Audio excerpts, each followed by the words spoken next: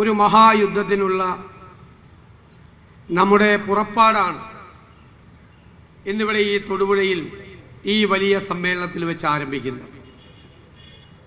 ഒരു യുദ്ധം ജയിക്കുന്നതിന് മുൻപുള്ള ഒരു സന്നാഹമൊരുക്കലാണ് തൊടുപുഴയിൽ നിന്ന് തുടങ്ങുന്നത്.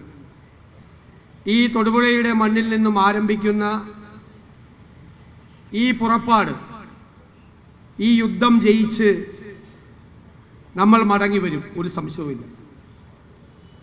കേരളത്തിൽ ഡിസംബർ 9, 11 തീയതികളിൽ നടക്കുന്ന തദ്ദേശ സ്വയംഭരണ സ്ഥാപനങ്ങളിലേക്ക് നടക്കുന്ന തെരഞ്ഞെടുപ്പിൽ എക്കാലത്തെയും ഉജ്ജ്വലമായ വിജയമാണ് UDF-നെ കാത്തിരിക്കുന്നത്. അത് സമുജ്വലമാക്കാനുള്ള പ്രവർത്തനങ്ങളാണ് നമ്മളെല്ലാവരും ഒരുമിച്ച് ചേർന്ന് നടത്തേണ്ടത്. നിങ്ങളെല്ലാം ആദ്യ റൗണ്ട് വീടുകളിൽ പോയ സ്ഥാനാർത്ഥികളും പ്രവർത്തകരുമാണ്. എന്താണ് വീടുകളിൽ നിന്നുള്ള പ്രതികരണം? കൂടുതൽ പ്രവർത്തിക്കണം, നന്നായി പ്രവർത്തിക്കണം, വാശിയോടുകൂടി നമ്മൾ പ്രതീക്ഷിക്കാത്ത സ്ഥലത്ത് നിന്നുകൂടി നമ്മളോട് പറയുക. കാരണം എന്താ? നമ്മളെക്കാൾ വാശിയാണ് നമ്മൾ ജയിക്കണം എന്ന് സാധാരണക്കാരായ ജനങ്ങൾക്ക്.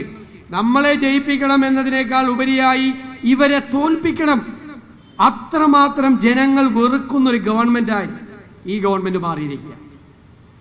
ഇവിടെ ജോസഫ് സാറ് പറഞ്ഞു, ഞങ്ങൾ നേരത്തെ പറഞ്ഞതാണ്, പ്രതിപക്ഷം കമന്ന് വീണാൽ കാൽപ്പണവുമായി പൊങ്ങുന്ന കൊള്ളക്കാരുടെ സർക്കാരാണ് കേരളം ഭരിക്കുന്നത്. അതിൻ്റെ ഏറ്റവും അവസാനത്തെ ഉദാഹരണമാണ് ശബരിമലയിലെ സ്വർണ്ണക്കൊള്ളയെക്കുറിച്ച് പറഞ്ഞത്. ഇവിടെ പറഞ്ഞില്ലേ, ശബരിമല ശ്രീ ധർമ്മശാസ്താവിൻ്റെ ദ്വാരപാലക വിഗ്രഹവും ശ്രീകോവിലിൻ്റെ കട്ടളയും വാതിലും അടിച്ചു മാറ്റാമെങ്കിൽ പിന്നെ എന്താണ് ഇവർക്ക് കക്കാൻ പറ്റാത്തത്? എന്താണ് ചെയ്യാൻ പറ്റാത്തത്?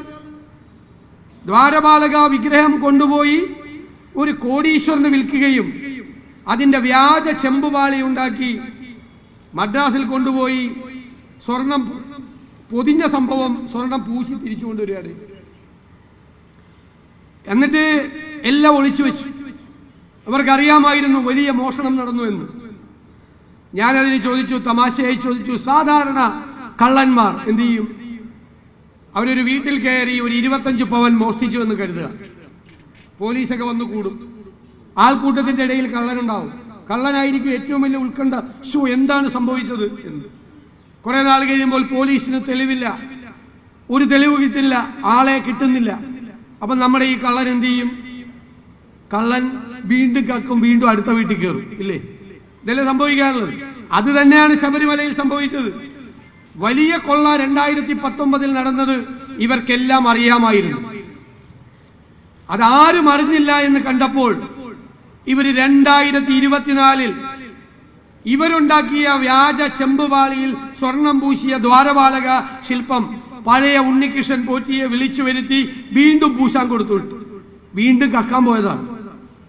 ഇപ്രാവശ്യം കോടതി കണ്ടുപിടിച്ചില്ലായിരുന്നുവെങ്കിൽ അയ്യപ്പന്റെ തങ്ക വിഗ്രഹം കൂടി ഇവന്മാർ അടിച്ചു മാറ്റി.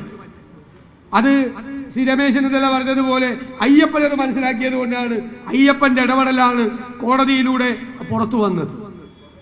എന്നിട്ട് എന്താണ് ഇവർ ആദ്യം പറഞ്ഞത്? ഏതോ ഒരു ഉണ്ണികൃഷ്ണൻ പോറ്റി അല്ലേ? ഏതോ ഒരു ഉണ്ണികൃഷ്ണൻ പോറ്റി മാത്രമല്ല, CPM നിയമിച്ച 2 ബോർഡ് പ്രസിഡന്റുമാർ, ബോർഡിലെ മെമ്പർമാർ, ഒരു ദേവസ്വം മന്ത്രി, പിന്നെ ഇപ്പോഴത്തെ ദേവസ്വം മന്ത്രി, തൊട്ടു മുമ്പുണ്ടായിരുന്ന പ്രസിഡന്റ്, CPM നേതാക്കളുടെ ജയിലിലേക്കുള്ള ഘോഷയാത്ര തുടങ്ങിയിട്ടേ ഉള്ളൂ. അത് ഇനി പൂർത്തിയാവും. ഇനി ഒരുപാട് പേര് ആ കൂട്ടത്തിൽ ചേരാനുണ്ട്.